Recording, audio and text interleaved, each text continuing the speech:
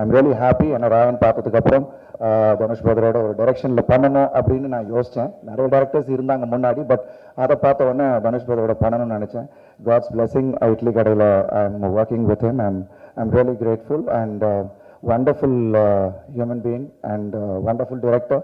ஏன்னா அவருக்குள்ள அவ்வளோ டைமென்ஷன் இருக்கா அண்ட் அவ்வளோ ஒரு மெச்சூரிட்டி இன் டிரெக்ஷன். அண்ட் அதை பார்க்கும்போது வியப்பாக தான் இருந்துச்சு.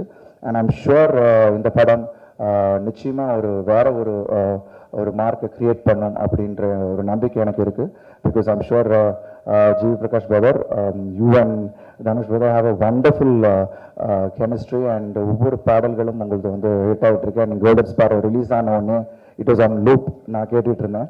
And congratulations to you too. ஒரு பாடல் மட்டும் இல்லை, எல்லா பாடலுமே ரொம்ப, ஏன்னா ஆல்பம் ஹிட்ஸ் தான் நீங்கள் கொடுத்துக்கிட்டு இருக்கீங்க நீங்கள் 2 பேரும் சேர்ந்து. So I'm really happy that இந்த படமும் பெரிய அளவில் போகும் அப்படின்றதுல.